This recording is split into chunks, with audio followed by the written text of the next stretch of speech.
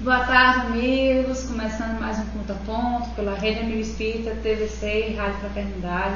Hoje aqui conosco novamente a nossa amiga Mari, que hoje não só vai me auxiliar, mas a nossa entrevistada, Rio Queiroz, né? Amigos muito queridos da gente, e que a gente vai falar sobre o diálogo, né? Esse despertar das almas e dos corações, ainda nessa temática que a gente adotou para outubro, né? Falar sobre a família, sobre crianças, sobre jovens. E aí a gente vai falar um pouquinho sobre esse diálogo em família. Antes de mais nada, né?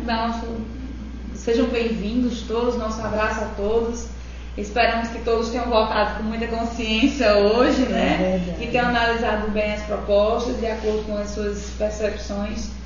Estejam tranquilos, né? E que a espiritualidade possa nos auxiliar para que a partir de então a gente possa ter a melhor administração, tanto para os nossos estados como nosso país, a melhor administração possível, que a gente sabe, como a gente estava até conversando aqui um pouquinho antes, é um processo de mudança que não acontece de uma hora para outra, mas que nós brasileiros, hoje nós temos que ter a consciência que a gente fez a nossa parte, mas que a nossa parte não acaba agora, né? Ela começa agora, para que a gente possa fiscalizar e acompanhar se aqueles que forem eleitos hoje estão cumprindo com as suas propostas e com os propósitos que nós esperamos dos nossos políticos. E né? A gente vê, já que o tema, né, é o diálogo, como o diálogo ele foi ausente, né, em determinados programas, em determinados debates aí, porque o que a gente via mais sociais. O que a gente via mais era discussão, era intriga, era um querer no outro. Então, o dialogar já parte por outra vertente, né? É o ouvir, né? Para existir um diálogo, você tem que ouvir o outro, ver a proposição do outro. Então, fica a dica aí para você que viu muito nas suas redes sociais, muita confusão, muito conflito, mas vamos serenar agora, né? E colocar a cabeça no lugar para que a gente possa tomar melhores decisões e acompanhar tudo com mais tranquilidade, mais consciência, né? Com serenidade. Pois é, o diálogo é fundamental nas nossas vidas, eu acho que em todos os aspectos, não só familiar, mas principalmente no social, a gente precisa ter um diálogo, né, mais tranquilo, principalmente com as pessoas que têm uma opinião contrária à nossa. Mas aí eu pergunto, de que forma o diálogo ele pode vir a influenciar o crescimento espiritual de alguém? Veja, se a gente começar a entender, né, todas essas coisas que nós já falamos agora, que o diálogo é uma construção, não é? É uma construção da sua capacidade de saber, como Queiroz falou, ouvir, né? É um exercício de você poder ver que o outro tem a sua concepção, tem a sua concepção, tem a sua condição, pela sua experiência, de dizer algo. E como é que isso vai influenciar espiritualmente, o crescimento espiritual? Porque ao experimentar ouvir, eu vou ponderar. E aí eu vou trabalhando N virtudes com isso. Paciência, tolerância, né? Então, se eu só quero falar, eu vou perder a oportunidade do aprendizado. E não é o forçar que vai ajudar. E sim a questão perceptiva de você estar aberto à ideia do outro, com respeito e tolerância. Porque quando a gente abre esse canal, mesmo que a ideia do outro ela tenha pontos e contrapontos que a gente não concorde, obviamente a gente tem o que aprender. E nesse diálogo você pode usar muito da sua experienciação para a questão do convencimento, que nem sempre também é no momento, mas com o tempo. Né? Tem uma frase que eu gosto muito que diz que o advogado da razão chama-se tempo. Então não adianta eu entrar em conflito, querer digladiar, mas sim dialogar. Eu acho interessante que a gente vê muito que às vezes quando está duas pessoas discutindo, cada uma com uma posição diferente da outra, e que a outra tenta colocar a sua posição, faz, tá, fala.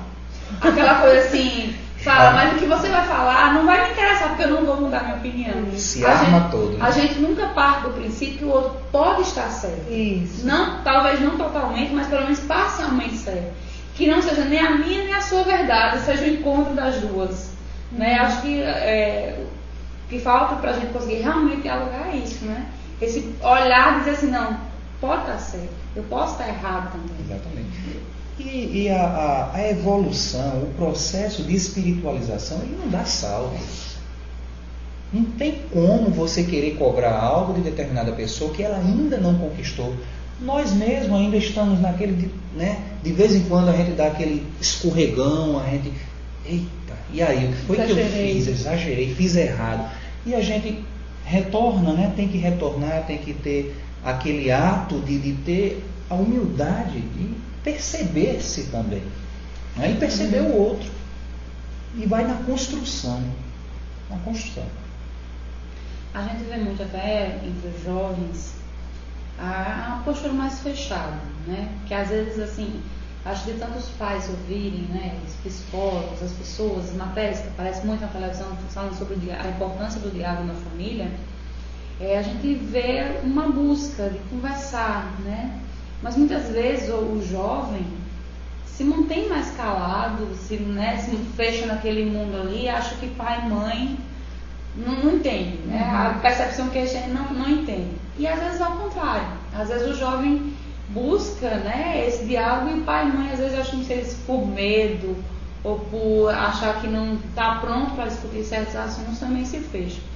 Então, qual é o melhor caminho para a gente conseguir tocar aquele que está fechado ao diálogo, que não se predispõe ao diálogo? Veja, é interessante isso, Jane, você está trazendo, porque na família, por exemplo, falando dos pais para os filhos, o diálogo é uma construção desde criança. Então, às vezes, o pai quer impor, a mãe quer impor a sua lei, né? Impor a sua visão para aquela criança que está em construção. Então, quando chega na adolescência, que eu já tenho as minhas opiniões e eu não concordo com o que o meu pai e a minha mãe falam, e como não se abriu esse diálogo, eu não vou falar. Eu vou falar com o vizinho, com o amigo, com qualquer outra pessoa, menos com os pais. Não se criou essa necessidade da fala. E eu estava até conversando com o Queiroz isso. Como a importância da gente criar o hábito de ouvir as crianças desde porque você sabe de nada, né? Às vezes a criança quer falar algo, não, fica lá, você não sabe de nada, então você perdeu a oportunidade de ouvir. Não se mete em conversa de adulto. Não se mete em conversa de adulto. Eu ouvi muito isso. Quer dizer, a criação que eu tive com meu pai, com minha mãe, era daquela. O adulto está conversando, a criança tem que ficar de fora. E eu sempre fui, desde cedo, atento, né? Eu sempre buscava, curioso, estava lá no meio. E quantas vezes eu não fui convidado educadamente a me retirar do recinto. Não é isso? Então, esse tipo de construção que era da minha época, na época do hoje, ela não vai se aplicar. Ela tem que haver mais flexibilidade, porque os jovens, a criança mesmo, né? Ela vem com uma certa maturidade, uma certa abertura que a gente tem que aproveitar para a construção do caráter. E sem o diálogo, o mundo vai fazer um dialogar diferente que muitas vezes está errado. E eu, como educador, né, na figura de pai, na figura de mãe, no caso, da figura familiar, a gente vai estar tendo a oportunidade de fazer adequadamente e lançar a semente.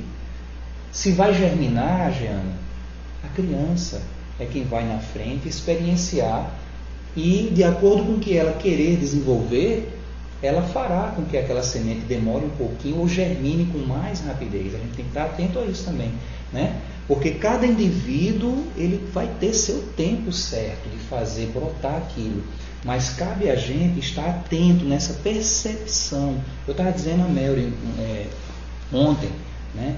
Que eu particularmente, eu preciso me policiar nisso com relação ao meu filho, que hoje está com 10 anos. Né? Muitas vezes ele chega assim e a gente quer dar uma escapada ou às vezes se irrita com algo, né, que mas eu estou me trabalhando também, eu estou buscando esse entendimento de mim mesmo para ter mais essa abertura com ele e criar um vínculo cada vez mais forte de uma amizade que, sem dúvida, quando ele chegar na adolescência, fará um diferencial fora do comum nas escolhas que ele vai ter no mundo. Porque hoje as crianças têm acesso à informação muito rápido, muito cedo, né? Então elas vêm com um conteúdo muito grande. Se elas não tiverem pais atentos às suas observações, você vai perdendo coisas importantes, né? Então, por exemplo, um assunto, um tema que a gente precisa ter muito cuidado é a sexualidade. Hoje nós dizemos assim, somos modernos, mas os pais pouco falam de sexualidade com os filhos, né? Então, a escola que meu filho estuda é muito interessante, porque eles têm todo um trabalho pedagógico muito coerente, muito, sabe? E eles estão, né, eles estão com 10 anos, a turma está com 10 anos, e a gente conversando, e ele disse assim, não filho, só que você é criança. Aí ele olhou assim para mim e disse, mãe, eu estou na puberdade. 10 anos. Estou na puberdade. Aí eu disse, certo, você sabe que é puberdade, se eu estou estudando isso. Então aí a gente começou a conversar sobre isso. E como? De uma forma natural. E aí ele foi falando, né, que estava estudando um pouco, lógico, eu acompanho as tarefas da escola, mas eu queria que ele começasse a dizer, né? Então ele foi falando, aí ele disse, mãe, sabe o que eu acho interessante? É que quando a professora abriu o livro, como a gente conversa, naturalmente se ele pergunta algo, você precisa responder do tamanho que a criança pode entender. Você não vai abrir além do que ele te perguntou, né? E como a gente conversa, naturalmente a gente vivencia isso de uma forma natural. Aí ele disse, mãe, sabia que a minha turma, algumas pessoas da minha turma, quando a professora mostrou no quadro o corpo masculino, o corpo, teve gente que fez assim, com vergonha? Eu achei isso, meu Deus, por quê? Ele dizendo pra mim, meu Deus, por quê? Né? Eu disse, meu filho, mas às vezes, assim, não conversam com os pais, então às vezes as crianças não sabiam como. Então viram assim, ficaram sem graça, com vergonha. Isso é coisa não precisa. Então, são coisas do dia a dia, sabe, Giane? Às vezes uma tarefa da escola você pode abrir um diálogo. E a criança sabe que ela vai poder perguntar a você e ela não vai levar sermão. Porque essa é a grande dificuldade, né? O choque de gerações é isso. Você faz daquilo, a criança pergunta uma coisa, você já faz um sermão. Ele não quer um sermão, ele quer uma conversa, ele quer às vezes tirar uma dúvida, né? Então às vezes o adulto chega na adolescência, que é uma fase o quê? A figura dos pais passam a ficar de certa forma no segundo plano, os amigos passam a ser a figura central da vida do jovem. Então eles, se você não tiver essa base, onde qualquer dúvida que eles tiverem lá, eles recorram aqui, sabe que aqui vão ser ouvidos, não criticados, eles vão, se tiver dúvida, eles vão dizer, senão eles não vão perguntar aos pais. Você falou, agora eu achei engraçado, eu lembrei, vou contar rapidinho da história da minha sobrinha, que tem 8 anos. E minha irmã disse que ela estava no computador, pesquisando as coisas dela lá, e minha irmã perto. Aí teve uma hora que ela olhou e fez, mãe, o que é orgasmo? Minha irmã disse que a primeira reação dela foi, onde você viu isso? Aí ela fez, não, porque eu estava aqui procurando sobre montanha-russa e tem aqui no Google que uma mulher teve um orgasmo na montanha-russa. Aí ela só quer saber o que é isso, porque na cabeça dela era uma doença. Entendeu? Aí a minha irmã, justamente como você disse, tentou da forma mais natural possível, e dentro de uma linguagem que ela compreendesse, que fosse dentro do limite dela explicar. E isso a irmã mais velha, que tem 12 anos, foi mãe, porque a irmã já estuda, né? Na escola já estuda, então é justamente essa, porque as crianças têm muito acesso à informação. Muito. Isso é um cuidado que a gente quando não existe o canal para se questionar, para se tirar a dúvida, para se entender melhor. Daí a importância dos pais estar alimentando sempre a semente da amizade com os filhos. Agora, como fazer isso, né? Enxotando, brigando, não querendo aproveitar ou não aproveitando aquele momento em que se está com ele ou com ela, né, para ter aquele vínculo, porque o diálogo ele constrói. né? Um exemplo muito pequeno com Vitor Hugo mesmo, a questão da evangelização, que nós sabemos que é imprescindível. A psicologia hoje ela já deixa patente que quando a criança ela tem um contato ou uma experiência, qualquer que seja a religião, com o que é divino, a probabilidade dela ser um homem ou uma mulher de bem no futuro é bem mais ampla, né?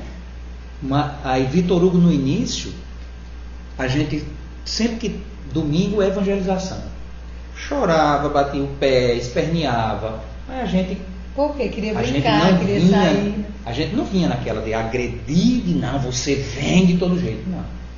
Mary chegava para ele, eu chegava também, a gente ia convencendo pelos argumentos que ele pudesse entender, dialogando, conversando com ele. Porque é desse jeito, porque é daquele outro. E aí a gente foi vencendo particularmente essa barreira. E hoje, ele quem lembra, pai hoje tem evangelização, né? Não, olha a hora. Olha a hora. Entendeu? E assim a gente vai. O Léo Leandro, ele fez uns comentários aqui, ele colocou: o bom dialogador é aquele que sabe se calar e ouvir na hora certa, pois também um sorriso, um abraço, um saber valem às vezes mais que 1000 palavras. E ele completa aqui também: no desabafo, o choro, na maioria das vezes, juntamente com as lágrimas, limpa a angústia daquele ser, e caridoso daquele que limpa essas lágrimas sem julgar. E mais um pouco ele coloca: o silêncio é um sinal também de humildade e sabedoria. Aí a nossa amiga Maria Fidal colocou: concordo com o Léo, mas uma palavra de carinho também ajuda. Muitas vezes um não também ajuda, dependendo da pessoa, com certeza, né? Sim, isso do silêncio é interessante, porque às vezes, por exemplo, como jovem, né?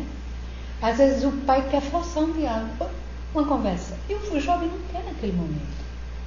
Você precisa respeitar, tá? Tudo bem, você não está querendo conversar agora. Isso é importante que a gente converse em outro momento. E aí você deixa que o outro também tem esse direito, se ele não quer conversar naquele momento. Tenha seu tempo. Né? Em um outro momento se abre, às vezes houve alguma coisa, houve uma discussão, e você quer resolver naquele momento. E o outro não vai, e não tem diálogo daquela forma. E eu estava lembrando uma coisa interessante, o que é que a gente vê na maioria das vezes, o tempo que às vezes os pais têm de diálogo com os filhos é quando pega da escola, leva para não sei onde, leva para não sei o que, vai não sei o que. Então, eu sempre digo assim, aproveitem esse momento no carro.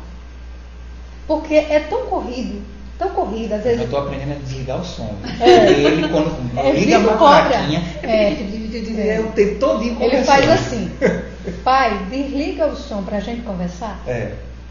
Pronto. Né? Então, ele está dizendo que eu quero conversar com vocês. Aí ele já tem argumentos. Ele diz assim: aí tem um diz que quero estar ouvindo uma palestra, não sei o que era no carro. Espera aí, filho, deixa eu terminar isso. Porque a gente já passa tanto tempo distante quando a gente está perto. Então você tem que estar atento a esses momentos. Então o carro, na hora que o filho está ali, desliga o som mesmo. Chega na adolescência, ele que vai botar o som. Você não ouviu quando ele pediu para você falar, para ele falar. Então quando ele chegar na adolescência, ele vai estar aqui, ó. Você está aí dirigindo e ele está com fome. Muitos pais, eu digo, mas você não aproveita no consultório, né? Não, ele bota o som, bota o fone e pronto. Eu vou calado, ele vai calado. Não, é interessante. Porque é isso que a gente precisa compreender. O diálogo em família é uma construção desde pequeno. Se a gente não constrói esse laço de comunicação no lar, por exemplo, falar da espiritualidade. A gente só vai lembrar de falar da espiritualidade quando está fazendo um evangelho ou quando vem trazer ele. Isso precisa estar no nosso dia a dia. No cotidiano. Né? Na hora do alimento a gente poder agradecer. É uma forma de dialogar. Né? Então, quando a gente está fazendo uma higiene pessoal com a criança, tudo ali pode gerar um diálogo, uma conversa. E você vai... Aí teve uma coisa bem interessante. Ele fez o aniversário e convidou uns amigos para casa, né? Para fazer a festa do pijama. Então, aí a gente combinou outro dia que no outro dia a gente ia para um clube que a gente é sócio, eles chamaram de piscina, essas coisas. No carro, como foram vários amigos, a gente dividiu, né? E foi uma turma comigo e ele. E outra turma foi com o Queiroz. Aí no carro ele fez: vocês sabiam que a minha mãe fala com os espíritos? Eu dirigindo. Aí tudo olhando assim pra mim, admirado, né? Admirado, porque a gente fala disso com naturalidade, com naturalidade. né? Sobre a espiritualidade, sobre a mediunidade, ele, né? Aí todos ficaram calados, silêncio no carro, esperando eu dizer alguma coisa. Aí eu disse, bem, gente, quando a gente faz a prece, vocês fazem prece, faça, eu tô no canto. Aí começou o diálogo sobre espiritualidade. Ele abriu, né? Ah, eu faço catecismo, eu faço não sei o quê, vou fazer. Começaram a conversar. Eu disse, pois é, quando a gente está fazendo uma prece assim, bem concentrada para o nosso anjo da guarda, às vezes a gente não sente como se ele falasse conosco, como ele nos orientasse, aí todo mundo diz, pronto, entenderam. Porque muitos nem conhecem o que era a doutrina espírita, né? Falar com os espíritos, por isso podia imaginar outra coisa. Então, na conversa, como ele abriu e as crianças foram falando, ficou super tranquilo. Sabe, aí eu faço primeira comunhão, não sei o que, e foram falando, né? Primeira comunhão não, é o catecismo, que nem, só vi que era espírita. Então, as crianças ficam atentas ao que você vai dizer. Se eu repreendesse que ele tivesse dito aquilo, ou se eu ignorasse o que ele tinha dito, né? Eu não falo com espiritualidade com ele, com naturalidade, ele estava falando com os amigos, e aí? Como aconteceu, né? No outro caso, né, com o Natan, ele disse, ele olhou o coleguinha dele, com que ele tem uma afinidade, de vez em quando está conosco, lá vai e tal, ele disse, olha, eu te conheci na fila do outro lado, viu? Quando tá a fila para reencarnar, né? Ele disse, aí o menino, foi nada, velho. Foi lá no primeiro ano na escola, não foi na fila nenhuma, não. São coisas, né, do cotidiano, do natural. Porque ele uma vez me perguntou, não foi, amor? O Vitor gosta de uma conversa antes de dormir. Então tem que ter, né, uma conversa. Pensa no diálogo. Ou eu ou ele. Vamos conversar. E a gente está lendo Alvorada Cristã, que é uma publicação que vem com desenhos, que é bem interessante. Então a gente sempre... Neo Lúcio ou Chico Xavier. Aí ele fala, mãe, mas como é que a gente... Porque eu disse para ele que a família se programa para vir, né? Que tudo tem uma programação. Então, eu e seu pai programamos, seu pai veio primeiro, depois eu vim, e você ficou esperando, porque tem uma fila. Aí eu falei da fila, veja como ele guardou. Eu disse, tem uma fila, filha, aí cada vez vem a gente vai reencarnando. Então chegou o seu momento, você veio na programação naquele tempo. Então ele gravou essa história da fila, da espera para reencarnar, e disse que encontrou um amigo nessa fila. Quem sabe, né? Quem sabe, com certeza. Agora a gente conversa sobre o diálogo e assim, você mostrando essa importância, mas eu vejo assim que a maioria dos pais de hoje foram educados por pais que não tinham essa mentalidade, sim. Né, nessa necessidade do diálogo. E a gente vê que ainda é muito falho. Será que essa falha no diálogo nas famílias ainda é em decorrência dessa educação mais travada que os pais de hoje tiveram? Será que os pais de amanhã vão conseguir evoluir nesse diálogo? As famílias vão ganhar mais em diálogo? Eu diria que nem tanto daquela geração passada, mas com a atualidade, as coisas estão acontecendo num patamar de muita rapidez, né? E hoje, como diferente de antigamente, a família, para ter um pouco mais de conforto, tanto o pai como a mãe hoje são lançados ao mercado de trabalho, nessa agitação, nessa dinâmica, na luta do ter, o ser é deixado um pouco de lado. E aí eu creio que é o cerne dessa falta de diálogo, né? Porque você fica tão envolvido com as coisas do mundo, na sua sustentação como matéria, que você nem percebe esquecer o lado essencial, que é o lado espiritual, que é tão importante, ou até mais do que, afinal de contas, esse processo que estamos vivenciando aqui é para nos educar melhor para estarmos lá, não ficarmos aqui. E as pessoas invertem isso, né? A gente está vivendo, no meu ver, essa crise de endereço. Eu acho e tenho certeza até em muitas ocasiões que estou aqui e não estou me preparando para nada. Não preciso construir nada. Daí a gente está atento, né, nessa questão e tentar reverter dentro da nossa realidade para passar para a realidade alheia essa posição. Eu vejo muito essa questão, né, que a gente está perdendo contato com essa parte que, como dizem, que o essencial é invisível aos olhos. E a gente enche os nossos olhos com as coisas do mundo, abarrota mesmo, e esquecemos que aquele outro contato que não se vê é o mais importante. A gente está, né, vivenciando essa transição mesmo, né, de uma educação. Nós tivemos os nossos pais tiveram uma educação muito rígida, né?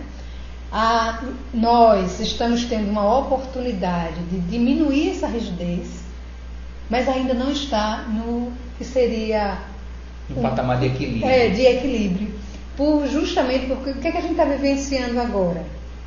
O outro extremo, né? Que até a gente conversou no nosso encontro do domingo passado, que é a história dos limites. Então pode tudo. Tá? Então esse exagero no pode tudo, falta justamente esse entendimento, que às vezes a gente quer suprir os filhos de muita coisa mais material e vai perdendo esse contato. E eu percebo que a necessidade desse momento é justamente o estreitar dos laços. Então a gente foi para uma busca muito do desenvolvimento intelectual, econômico, e a gente vai precisar, os nossos filhos estão buscando isso, e essa eu acho que é a grande necessidade das famílias agora, é começar a olhar para esses sentimentos, né? Para o que nos une. E isso vai favorecer as próximas gerações, que são as gerações de quem? Dos nossos filhos de hoje. Né? Como eles veem, as crianças hoje, elas questionam com argumentos. Né? Elas não questionam uma besteirinha, não, elas questionam que se você não tiver respirar para você ter uma boa resposta no começo, sim, mas por quê? Não, porque é assim. Mas por que é assim? Eles querem entender uma coisa lógica, né? Então a própria geração do momento está pedindo, há uma necessidade crescente. Que os pais também questionem seus posicionamentos, né? Por que é assim? Exatamente. Porque muitas vezes a gente já vê, né, dessas opiniões muito formadas, muito impostas. E eu achei interessante que você falou, Queiroz, essa questão do ter e do ser, e dessa percepção que se tem, que a gente falou em outros programas esse mês, com relação ao você observar, né, o seu filho ali, o jovem que está do seu lado. E você observar, porque com relação ao diálogo, muitas vezes ele não quer conversar porque a opinião dele não está formada. E ele quer questionar, ele quer argumentar, ele quer desenvolver ali os seus parâmetros de análise na coisa, né? E também, muitas vezes você não percebe e tem essas ocupações, essas atividades todas. E até outro dia, conversando com uma amiga, ela tem uma filha pequena, e ela dizendo que estava num atrito com outra criança, né, na escola. E ela dizendo assim, que já tinha percebido, né, na coleguinha, algumas atividades, mas ela não sabia. Ela disse, mas será que a minha também não tem culpa nesse atrito? Entendeu? Perfeito. Aí ela disse, às vezes eu fico observando, assim, faço que não estou vendo e fico observando de longe, para ver até onde ela é vítima ou ela é culpada desse conflito. Aí eu até comentei com ela, disse, olha, o fato de você ter essa observação é muito importante, porque também a gente acha que todo pai quer que seu filho seja perfeito. Sim. Então eu sempre acho, não, a culpa é do outro, meu filho nunca tem participação. E às vezes esses pequenos conflitos cotidianos, que às vezes a gente conta até rindo, né, revelam muito mais da criança do que se pode imaginar, muito mais do que ela vê, do que ela percebe, do que ela sente das coisas, né? Então esse olhar mais apurado, né? Exatamente.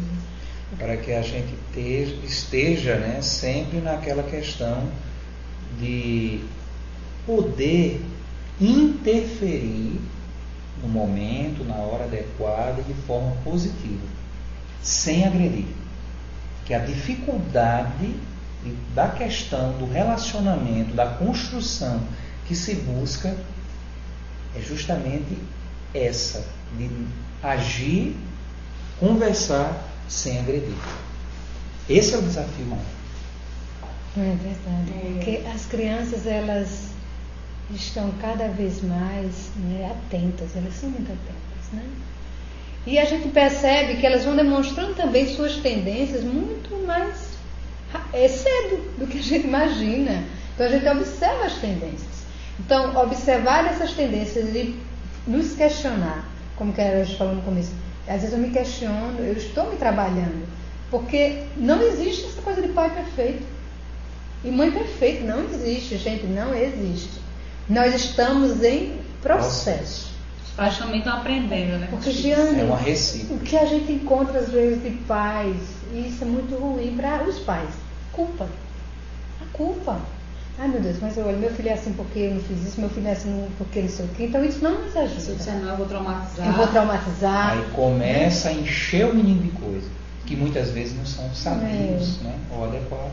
Então, de permissividades que vão fazer com que a criança seja aquele ser que busca sempre as coisas para si. Né? Então é complicado essa questão e a gente tem que estar muito atento a isso. E observar também quais... porque também é um diálogo. O diálogo a gente acha que é só com o outro. Também a gente precisa fazer essa conversa íntima, né? Essa conversa de fórum íntimo. Porque se eu não me questiono, eu não vou conseguir dialogar. E até no caso do casal, como a gente faz muito, né? Se eu me vejo naquela esparrela ali, não queira agir de supetão, meu filho, agora eu não posso responder a você não, mas eu vou verificar direitinho, depois a gente conversa, tá certo?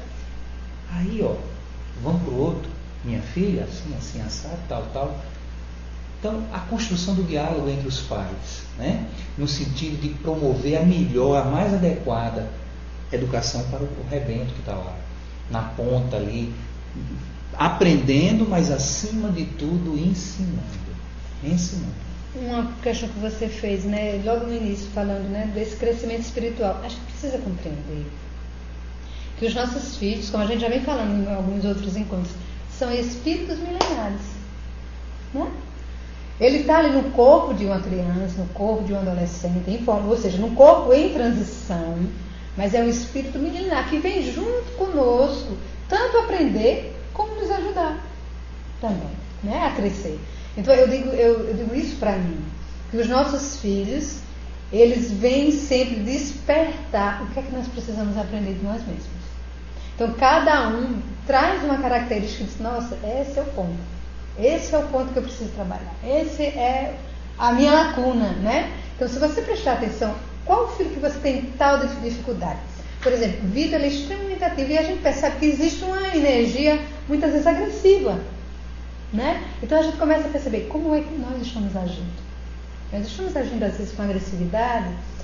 Às vezes, quando eu vou reclamar algo, eu estou sempre... Então, poder conversar, isso ajuda a gente a chegar, filho, mas por que você se expressou assim? E aí a criança pode se exaltar e você poder ter a paciência de ouvir e começar, mas a gente não precisa fazer isso, a gente pode tentar de uma outra forma, né? E isso vai nos ajudando. Gente, olha, o diálogo é um exercício diário. É diário. Não é receitinha de bolo, não é. E a criança, principalmente aquela que está se formando ali, que aprende a chorar para conquistar e ter, né? Se ela se percebe o reizinho ou a rainhazinha do pedaço, literalmente, a gente pode dizer que ela monta. As crianças sabem manipular muito bem, Manipulam. Né? E tem pais que se deixam levar nisso. E aí, como é que fica esse processo de educação? Exatamente. Né? Nosso amigo Leandro participou aqui novamente com a gente, dizendo o seguinte: acho que todos os centros espíritas e religiosos, em geral, deveriam ter o diálogo fraterno, pois muitos, se não a maioria, vão a estes locais à procura de um consolo. Por isso vão uma vez e não voltam mais. Aí eu até abro para o nosso atendimento fraterno. Atendimento fraterno. Né? que existe o atendimento fraterno, não sei se nos centros da região você frequenta já tem essa atividade, mas é uma atividade que é padronizada, né? Inclusive no centro. Faz parte das diretrizes da FEB e que é justamente esse acolhimento, né? E que eu recomendo que seja realizado por todos, porque a gente até diz, tem os trabalhadores também tem que fazer atendimento fraterno. Sim. Porque para que as pessoas que não conhecem o atendimento fraterno, a gente pode dizer aqui, quando você chega à casa, que você é recebido, você começa a fazer o atendimento fraterno. Você chega, tem a prece, a harmonização, né, o passe, e em seguida as pessoas se reúnem em salas para discutir sentimentos. Né? São 8 sentimentos, se eu não estou enganada, 8 sentimentos. Então, cada semana você vai estar discutindo um sentimento. Entre os mais diversos, amor, perdão, a ira. Então, assim, a discussão não é você colocar o seu posicionamento, o que você acha do perdão, o que você coloca por causa do amor. Mas a conversa nesse grupo é como cada um trabalha esse sentimento dentro de si. Então, assim, naquele momento você vai ouvindo os depoimentos das pessoas, né? E como elas estão, às vezes, trabalhando para tentar perdoar e não conseguem, outras que depois de muito tempo conseguiram, e como conseguiram, e você começa a ouvir e você começa a se avaliar. Né? Um diálogo muito enriquecedor. Então, assim, eu recomendo a todos. E também uma necessidade existe dentro da estrutura do atendimento fraterno, aquele atendimento individual, em que o indivíduo vai lá, tem uma pessoa à disposição e ele pode falar, dialogar, fazer as coisas.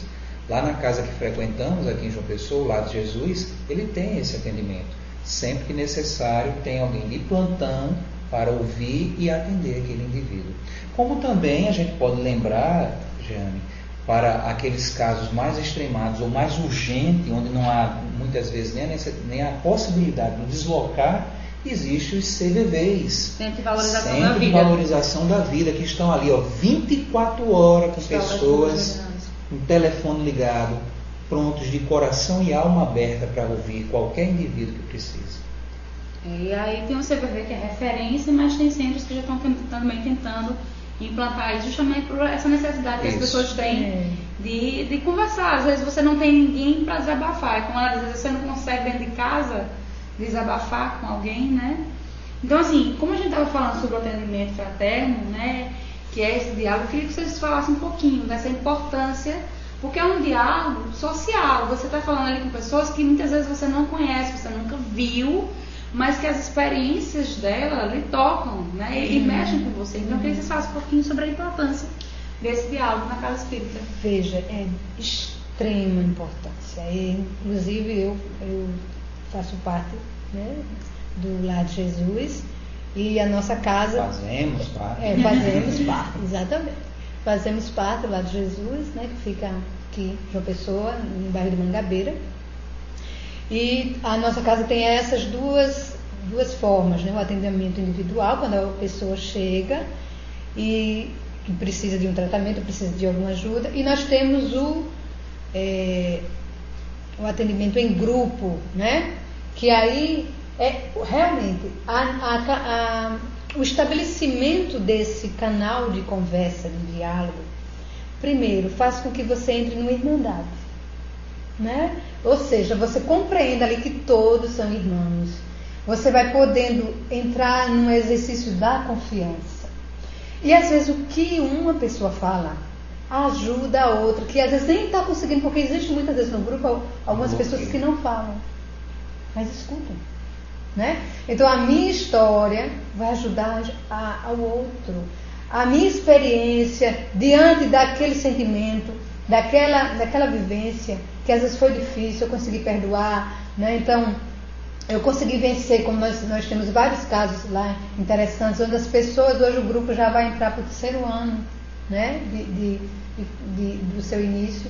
Então, como as pessoas dizem, nossa, como aqui eu me fortaleço, como aqui esse grupo, né? E aí é essa fala, esse grupo me ajuda, tem me ajudado a ultrapassar as dificuldades. Porque às vezes eu não encontro em outro lugar alguém que me ouça. Então isso é extremo.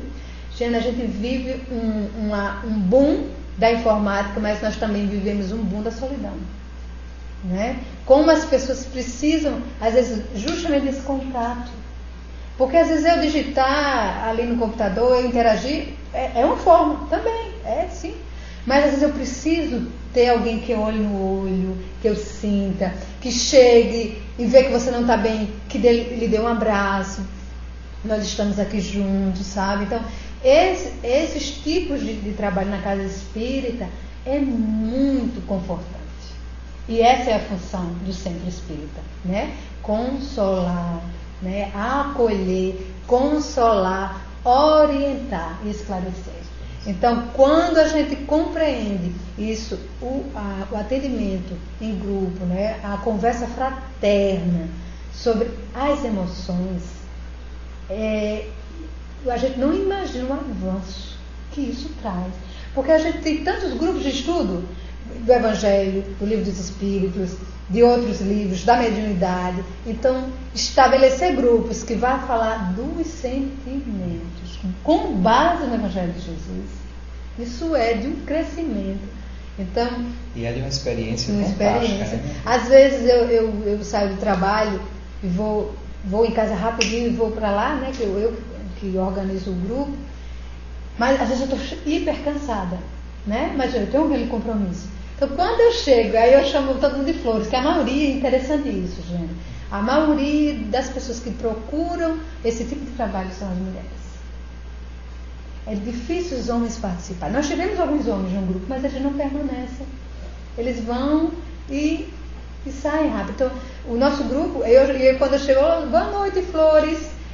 E eu saio ali, ouvindo aquelas experiências daquelas mulheres, a troca ali. Nossa, como eu saio renovado, bem, sabe? Eu fico imaginando que elas também, né? Então, nós precisamos compartilhar cada vez mais, abrir mais espaços como esse, como tem aqui na Federação, como tem no Lar de Jesus e em outros centros, para que a gente possa acolher, verdadeiramente consolar uns nessa troca de diálogo. Então, é uma experiência importantíssima.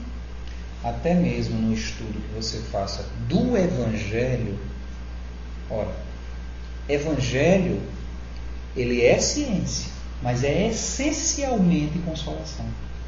Então você tem que estar com esse espaço e esse canal aberto.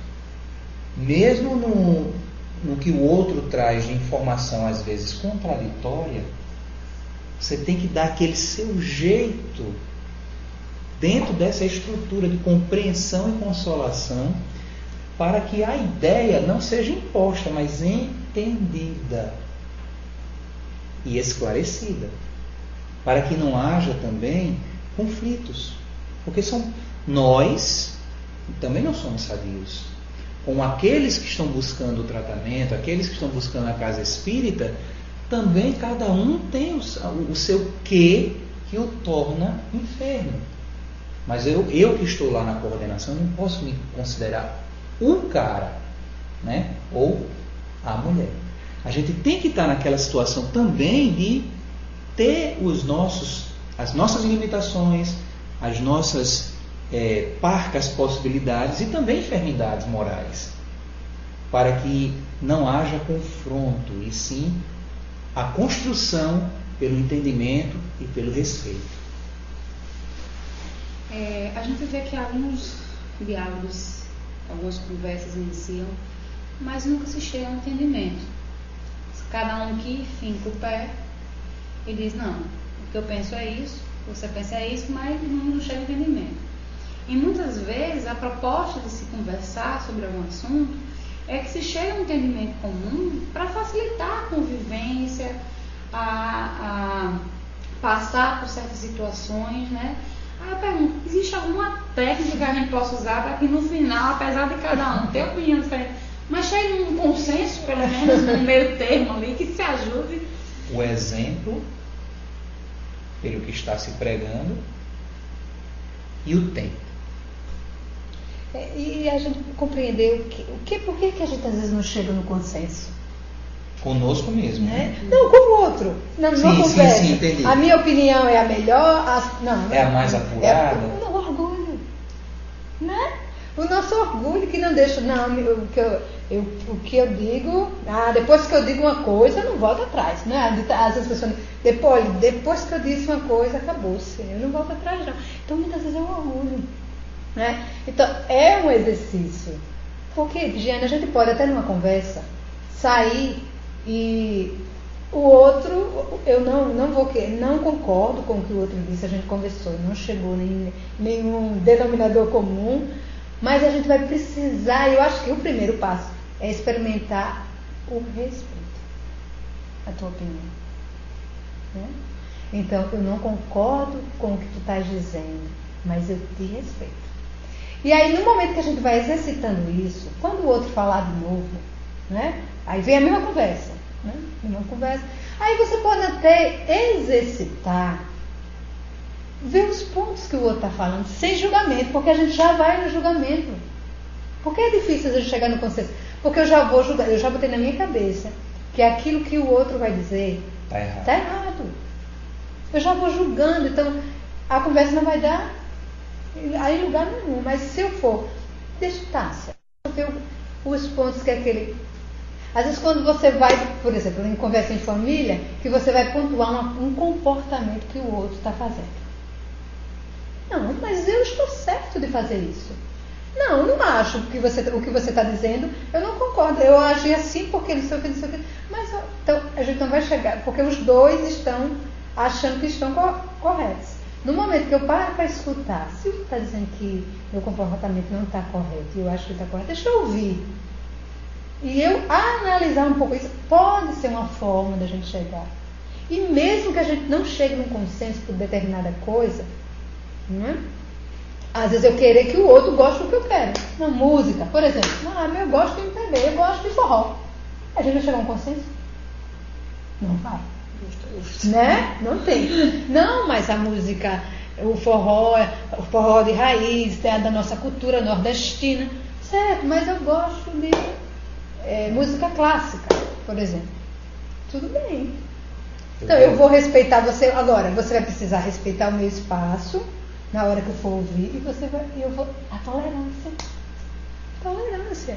Se a gente não tiver tolerância, paciência e respeito, não tem nada. Essa semana mesmo eu viajei com a minha família para Natal, mas eu estava sem carro, porque eu estava trocando e ainda não tinha recebido meu carro novo da concessionária. E aí daqui para Natal é chão, né? E uma musiquinha ajuda. Como eu não tinha trazido nada, aí eu vi o pendrivezinho lá no bichinho, eu digo, perguntei para minha sobrinha, Rayane, aqui tem música, a gente pode ouvir? Ela disse, tio, tem, mas eu não sei se você vai gostar das músicas que estão aí não, que é forró. Eu digo, minha filha, conversa, me dê aí. Botei e a gente foi ouvindo forró. Entendeu? A gente foi ouvindo forró. Quer dizer, ela já veio com aquela história ali, porque ela me ouve ouvindo coisas diferentes da concepção que estava lá. Então, se nesse momento eu me fecho e realmente você está com razão, tudo bem, esse chegar no consenso, mas um consenso que não constrói. Eu creio que a forma de agir, de ouvir, né? Aquele forrozinho, que não é um forró de raiz, é aquele forró eletrônico que dizem hoje que é forró e a gente sabe que muitas vezes, né, não tem muita coisa de forró, mas que são músicas que dá para ouvir e dá para você se distrair na viagem. Então eu acho que a gente, né, nesse ato, no meu ver, quando você toma uma atitude dessa, você não só demonstra o respeito, como cresce no conceito do outro, né? Olha, ele tem uma certa abertura, ele não é tão careta como eu pensei. Respeita, né? Exatamente. Os meus... E assim é a construção, Jeane. É um caminho. É um caminho. Nosso amigo Leandro participando novamente conosco. Aí ele diz assim, acho que muitas vezes temos medo de ser julgados. Como é que ocorre dentro da família uma pessoa de fora saber analisar os atos sem julgar? E também com que às vezes reencarnamos no meio de desafetos do passado. Isso acaba dificultando, por isso é necessário a indulgência no diálogo. Sim, muito legal. Verdade. porque nem sempre as famílias estão unidas por laços tão harmoniosos, não é?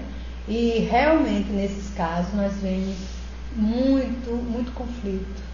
E assim, a gente às vezes vê esse conflito como problema, mas às vezes é esse conflito que precisa para que você perceba outros caminhos, outras opções, né, outras opiniões. Você precisa perceber esse conflito não como a bomba, mas como o estopim para a solução da dificuldade.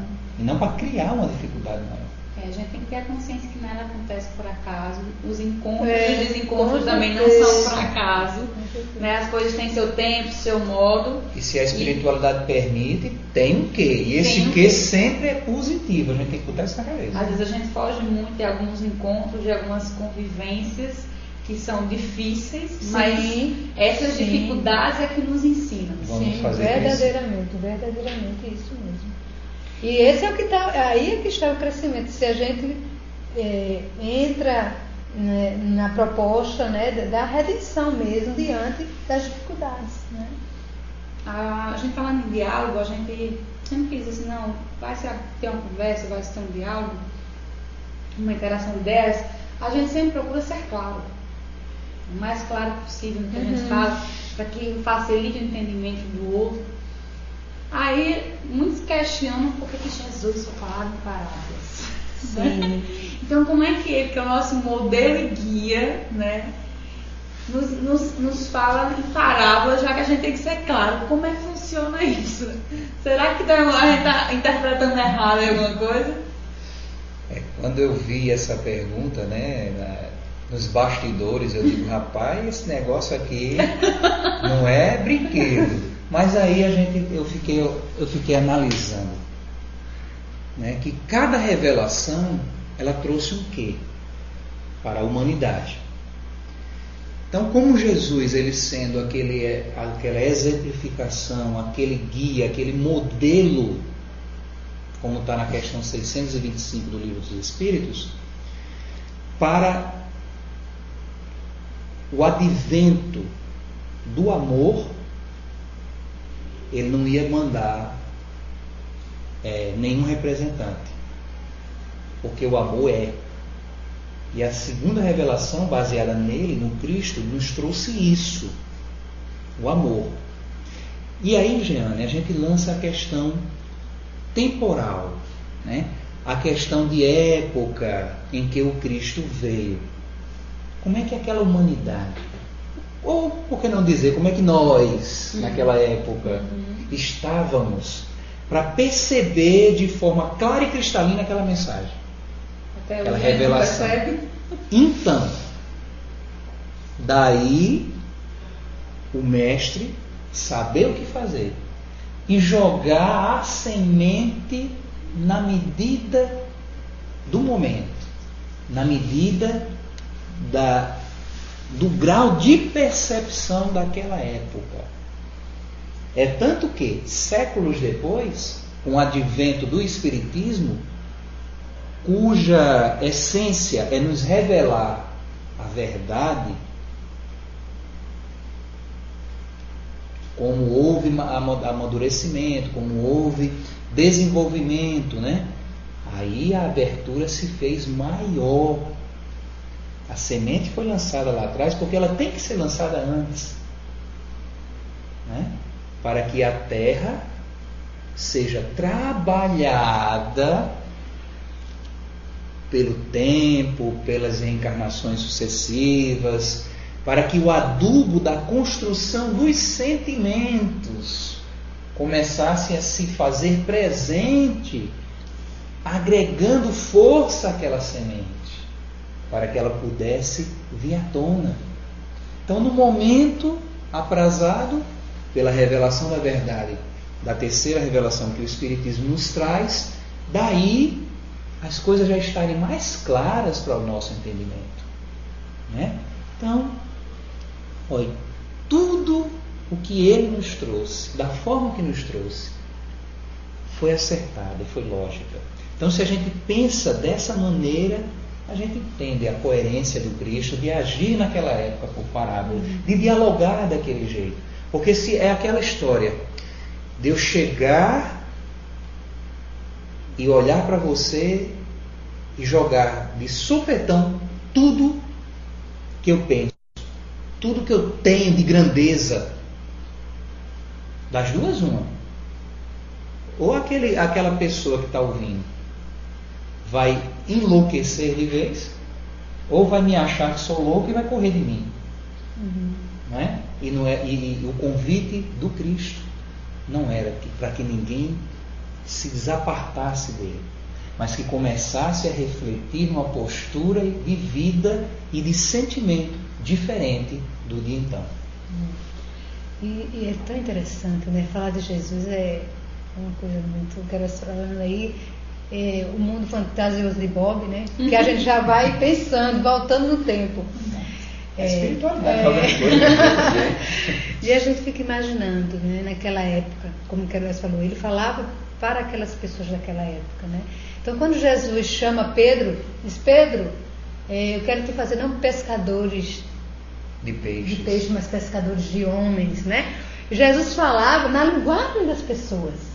Então, se ele estava com pessoas que trabalhavam na terra, o reino dos céus é comparado a um semeador que saiu jogando a semente. Ou seja, se eu trabalho na terra, eu vou compreender.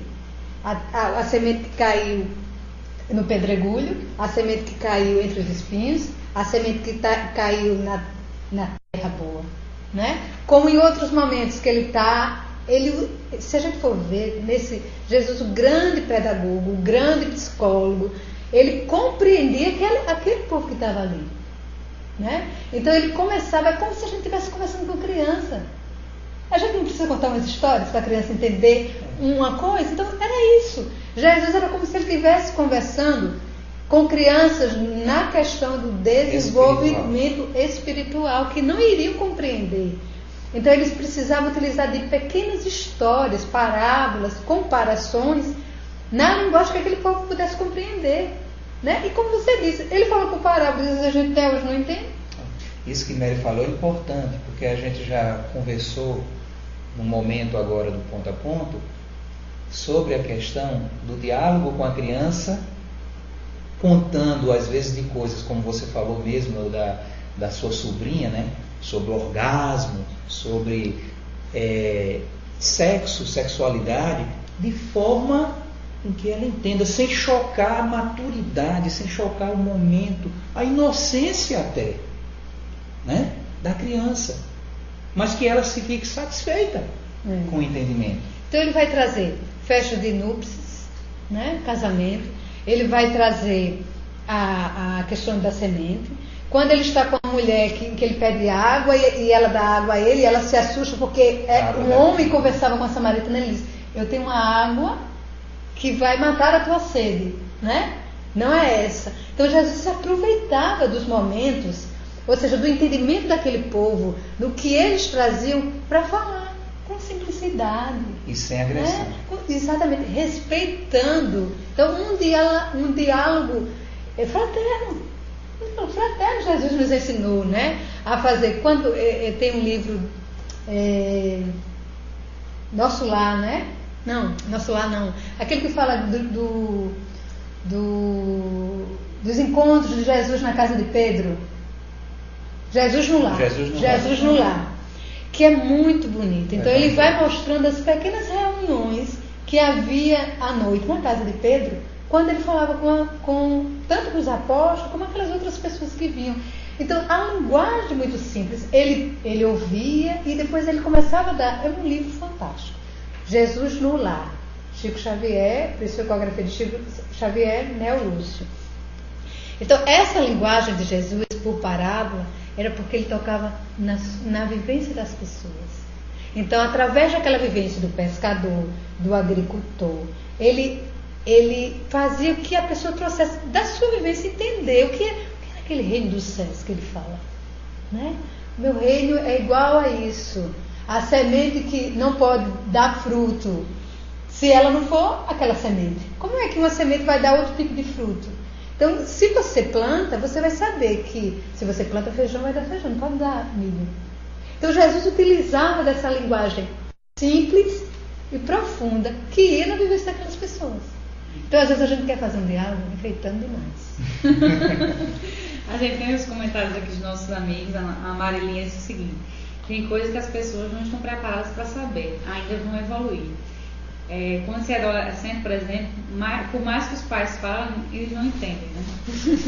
Aí o Leandro fala o seguinte: acho que comparado a crianças da pré-escola, onde as professoras contam as histórias com um cunho moral. Sim. O mestre Jesus usou naquela época aquelas parábolas para conseguir atingir o coração daqueles que até então eram apenas crianças espirituais. Exatamente. Né? Como a parábola do bom samaritano, né? Fantástico, um ensinamento profundo e simples na sua linguagem. E a Maria Fidalgo diz o seguinte: ainda hoje, já tantos anos se passou e ainda precisamos disso, continuamos crianças. É verdade, Maria. Então a gente está chegando no momento finalzinho do nosso programa e a pergunta é: se o diálogo é tão importante para que a gente possa vencer essas nossas diferenças, como é que a gente vai fazer esse diálogo acontecer se, como a gente já conversou aqui, ainda se exalta muito as diferenças que existem entre as pessoas, né? E quando a proposta desse diálogo é que o amor que une as pessoas, que une os ideais que as pessoas têm, deveriam ser o foco, né? Então, como é que a gente vai fazer? Como é que a gente vai fazer para minimizar essas diferenças e ressaltar o amor no nosso diálogo? Bem, no nosso ver não tem outro caminho. Exercitar mais aquilo que o Mestre trouxe no seu Evangelho de Luz. E que a doutrina espírita, como luz reveladora da verdade, nos deixa tão claramente. A gente já passou daquele momento de teorizar. Estamos já mais do que na hora de começarmos a vivenciar, a praticar. Porque quando eu lembro da semente que o Cristo plantou, aí fica a pergunta: será que essa semente já germinou de pronto? O amor? É óbvio que não. Se em momentos da minha vivência, na minha vivência individual, chega um ponto que eu me vejo agredindo, que eu me vejo discutindo, que eu me vejo sem compreender o outro, então como cobrar ainda daquele outro ou dos outros que me chegam uma atitude que nem em mim mesmo ainda eu construí? Né? Então, dar tempo ao tempo, mas naquela afirmativa dele, orando e vigiando sempre. A natureza, Jeana, ela não dá saltos. Nós somos fruto dessa natureza divina. Estamos dentro desse contexto de crescimento universal. Então, respeito o tempo do outro, observando também e respeitando o meu tempo, mas com a anteninha ligada, orando e vigiando sempre. Porque isso é algo de continuidade. Né? Quem gosta de assistir filmes de época, pode pegar qualquer filme de épocas e verificar, nesse contexto de crescimento, como a humanidade já progrediu. Já progrediu muito. E vamos continuar progredindo. Afinal de contas, o nosso objetivo, para que fomos criados, é um dia estarmos frente a frente com o Criador, sendo juntos co-criadores com Ele. Né? Mas nós temos nessa jornada um caminhar ainda muito longo. Alimentar e robustecer a nossa fé no que essa doutrina libertadora nos traz e colocar o Cristo diante do nosso dia a dia, diante dos nossos diálogos, diante das nossas discussões, dentro do trabalho, na rua, né? no trânsito, na convivência familiar. Porque o Cristo nunca, jamais quis estar num pedestal. Sempre a exemplificação dele é no meio nosso, no meio da multidão, né? Ali, exercitando, sendo companheiro, sendo aquele ser que está guiando. E ele continua assim. Nós é que precisamos ter essa certeza e experienciar mais essa liberdade de serviço que temos pela frente. Então, vivenciar realmente, como Queiroz falou, esse Cristo, né? A essência do amor no nosso dia a dia, é ir vivenciando o respeito ao outro, né? A tolerância, e a gente compreender que o meu direito vai até onde começa o do outro, isso em qualquer, onde a gente estiver, e compreender que nós não sabemos tudo, exercitar a humildade, né? Nós não sabemos tudo, não somos detentores da verdade.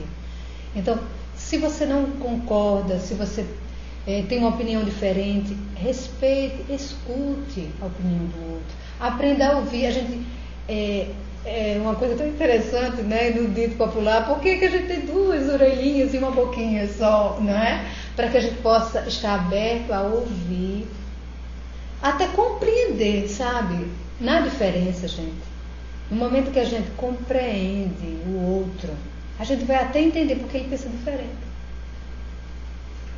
Isso, para mim, ficou muito visível nesses dias que nós vivenciamos.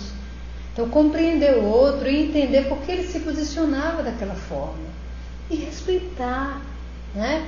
E compreender que nós estamos em desenvolvimento espiritual, moral, emocional, em todo o tempo. Então, que a gente exercite a paciência, que a gente aprenda a ouvir os nossos filhos com atenção. Quando eles chegarem, às vezes a gente está fazendo uma tarefa, pare e escute. Às vezes é uma pergunta interessante, às vezes ele quer ajudar. Então, isso vai abrindo o nosso diálogo. Se é com um adolescente que você perdeu ou não conseguiu criar esse diálogo desde a infância, e você quer abrir esse diálogo novamente com o seu filho, sua filha adolescente, vá perguntando como foi o dia dele. Mesmo que ele diga vagamente, foi legal, normal, né? Que eles têm normal. Mas aí eu brincando às vezes com os adolescentes eu digo, gente, eu não sei o que é normal, me diga o que é normal, porque o seu normal pode não ser o meu normal. Então me diga o que é o seu normal, né? Eles riem e aí a gente vai quebrando o gelo. Então, abrace. Se seu filho está no quarto, vá lá, dê um cheiro, diga do seu dia, fale do seu dia, do seu cotidiano, mesmo que ele escute e não diga uma palavra, mas você vai mostrando para ele que você está inserindo ele na sua vida. Marido e mulher, é importante que a gente converse.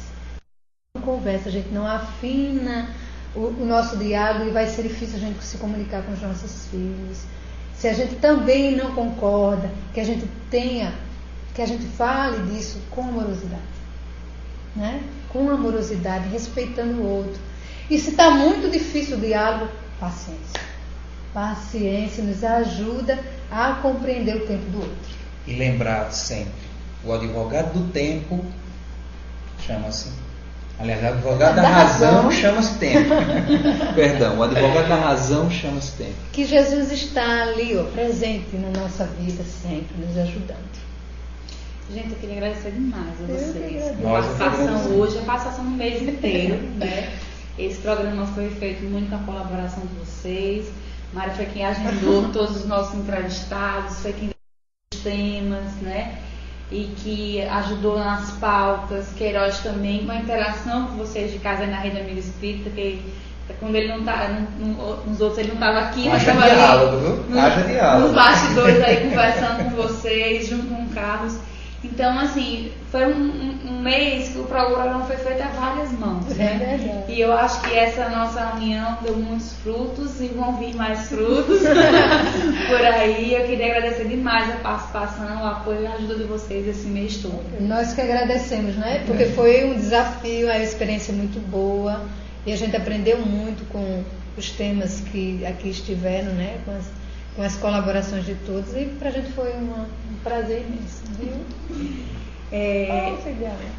Eu queria mandar um abraço para o Leandro, Maria Fidalgo, Marilinha e Rosângela Araújo, que estavam aí no chat da Rede Amiga Espírita conversando com a gente, né? Mandar abraços para todos os amigos que porventura não estão no chat, mas que nos assistiram, que nós tivemos audiência. Vem pra cá. O filho do casal chegou aqui nos bastidores. Vem. Evangelização. O bom é viver em família. Pronto, esse é o aviso. Não podia ter um fechamento melhor.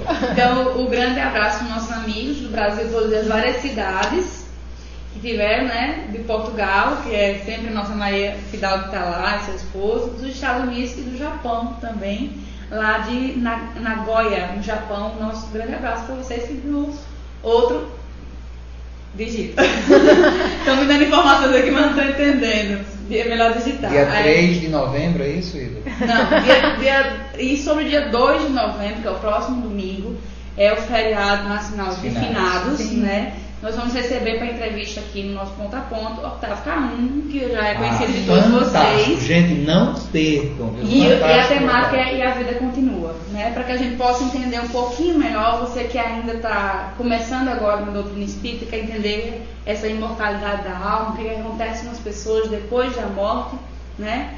Ele vai estar aqui conversando com a gente, é uma pessoa maravilhosa, doce, muito bem-humorado, uma pessoa e extremamente preparada para conversar com a gente sobre esse assunto, né, da vida que continua, né? Então a gente não pode perder.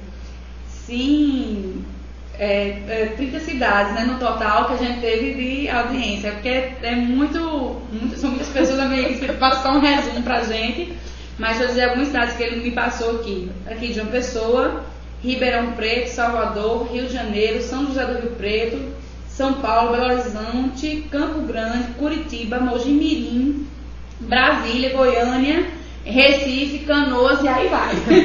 Então, um grande abraço a todos vocês. E eu peço que vocês façam o cadastro de vocês na Rede Amigo Espírito para que possam participar com a gente no chat. Né? Mandem as perguntas, as interações, que com certeza, eu não me canso de dizer isso, enriquece muito a nossa conversa, as opiniões, as experiências de vocês e a amizade que a gente faz, né? Porque mesmo a gente não se conhecendo, eu já chamo todo mundo de amigo aqui. Então, minha gente, convidar vocês para domingo que vem estar com o Octávio Caum sobre a vida continua, né? Para todos os paraibanos, né, que são engajados em centros espíritas, participarem da campanha da imortalidade, que é essa campanha nós vamos panfletar na porta dos cemitérios, né?